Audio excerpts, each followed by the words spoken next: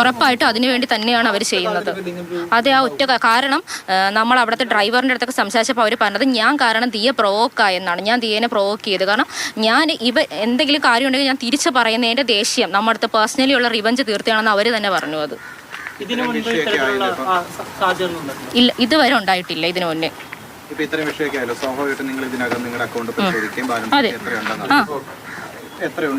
5000-ന്റെ അകത്ത് പോലും ബാലൻസ് ഉണ്ടാവത്തില്ല. എന്നുവെച്ചാൽ ക്രെഡിറ്റ് ആവുന്നതിന് ഡെബിറ്റ് ആവുന്നതിന് കണക്കില്ലേ. ഫിക്സഡായിട്ട് കിടന്നാലല്ലേ നമുക്ക് അതിന് പ്രശ്നമുള്ളൂ. നമുക്ക് അങ്ങനെ ഇല്ല.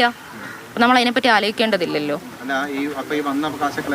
അത് ദിയ മേടിക്കുന്നുണ്ടായിരുന്നല്ലോ നമ്മുടെ ക്യാഷ് ആയിട്ട്. പിന്നെ എങ്ങനെയാ നമ്മുടെ ഉണ്ടാവുന്നത്? അത് അതായത് നിങ്ങൾ അക്കൗണ്ടിൽ വരുന്ന പൈസ നിങ്ങൾ പണമായിട്ട് വിഡ്രോ ചെയ്തിട്ട് നമ്മൾ പണമായിട്ട് നമ്മൾ ക്യാഷ് ആയിട്ട് കൺവേർട്ട് ചെയ്ത് കൊടുക്കുന്നുണ്ടായിരുന്നു ദിയക്ക്. അല്ല, ഒരു പ്രശ്നങ്ങളുടെ തുടക്കം.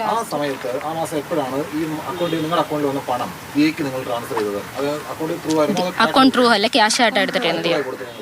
നമ്മൾ 10,000 അങ്ങനെയൊക്കെയാണ് കൊടുക്കുന്നത്. കാരണം ഇപ്പം നമുക്ക് എപ്പോഴും നിറയെ കസ്റ്റമർ ആയിരിക്കത്തില്ലല്ലോ. ഇപ്പം ഇന്നത്തെ കസ്റ്റമർ ഇപ്പം ചിലപ്പോൾ ഇന്ന് കസ്റ്റമർ ഉണ്ടാവത്തില്ല. ഇപ്പം നാളെ ചിലപ്പോൾ വില 700 രൂപയ്ക്കായിരിക്കും മേടിച്ചാൽ. അപ്പോൾ ദിയ പറഞ്ഞിട്ട് ചെറിയ ചെറിയ പേയ്മെൻ്റ് ഒക്കെ ഈ 499, 799 അതൊക്കെ വരുന്നതൊക്കെ ആണെങ്കിൽ ദിയയുടെ സ്കാനർ കൊടുത്തോന്ന് പറയാറുണ്ട് ദിയ.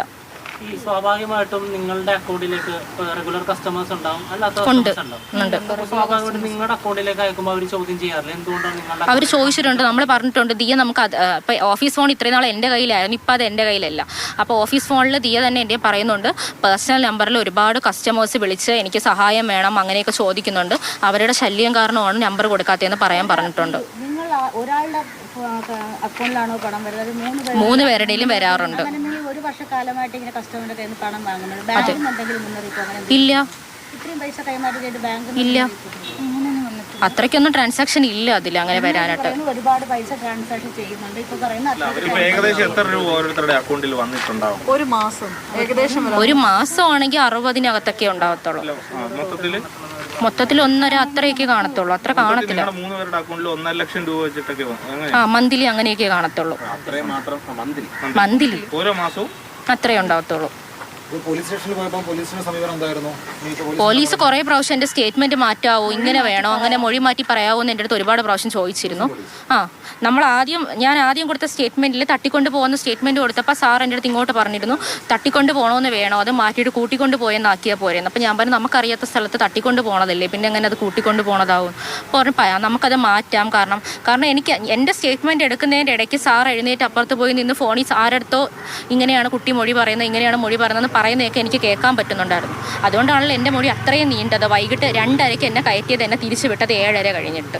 അത്രയും സമയം എടുക്കുമ്പോൾ നമുക്കറിയാമല്ലോ. അത് ഞങ്ങൾക്കറിയില്ല ഇപ്പം ആരെ സംരക്ഷിക്കണമെന്നൊന്നും. ശരി, താങ്ക് യു.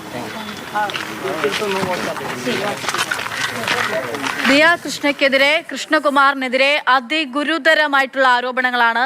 ദിയയുടെ OBY എന്ന സ്ഥാപനത്തിൽ ജോലി ചെയ്തിരുന്ന ജീവനക്കാരികൾ ഇപ്പോൾ മുന്നോട്ട് വെക്കുന്നത്. ഈ പണം 69 ലക്ഷം രൂപ തട്ടിയെടുത്തു എന്നുള്ളതാണ് ദിയ കൃഷ്ണയുടെ പരാതി എന്ന് പറയുന്നത്. ദിയ തന്നെ പറഞ്ഞതുകൊണ്ട് ടാക്സ് ഉൾപ്പെടെയുള്ള പ്രശ്നങ്ങൾ മുൻനിർത്തിക്കൊണ്ട് ദിയ പറഞ്ഞതിനനുസരിച്ച് കസ്റ്റമേഴ്സിനോട് തങ്ങളുടെ ഗൂഗിൾ പേ അക്കൗണ്ടിലേക്ക് പണം ഇടാൻ വേണ്ടി ദിയയാണ് പറഞ്ഞത്. ആ തരത്തിൽ പണം ഇടുകയായിരുന്നു. ആ പണം പിന്നീട് അവർക്ക് ലഭ്യമാവുന്ന പണം ലിക്വിഡ് മണിയായി, അത് ക്യാഷായി ദിയയുടെ കയ്യിൽ തന്നെ കൈമാറാറുണ്ടായിരുന്നു എന്നുള്ളതാണ് ഈ ജീവനക്കാരികൾ പറയുന്നത്. ഒപ്പം തന്നെ ഗുരുതരമായിട്ടുള്ള ആരോപണങ്ങൾ മുന്നോട്ട് വയ്ക്കുന്നു. ദിയയുടെ തൊഴിലിടത്തെ പീഡനം ഉൾപ്പെടെയുള്ള കാര്യങ്ങൾ പറയുന്നുണ്ട്. കൃഷ്ണകുമാറിനെതിരായിട്ടുള്ള ആരോപണങ്ങളുണ്ട്. ദിയയും കൃഷ്ണകുമാറും വിളിച്ചു വരുത്തി ഒരു ദിവസം രാവിലെ മുതൽ വൈകുന്നേരം വരെ ഒരു റൂമിനകത്ത് ഇവരെ പൂട്ടിയിട്ടു എന്ന് പറയുന്നു.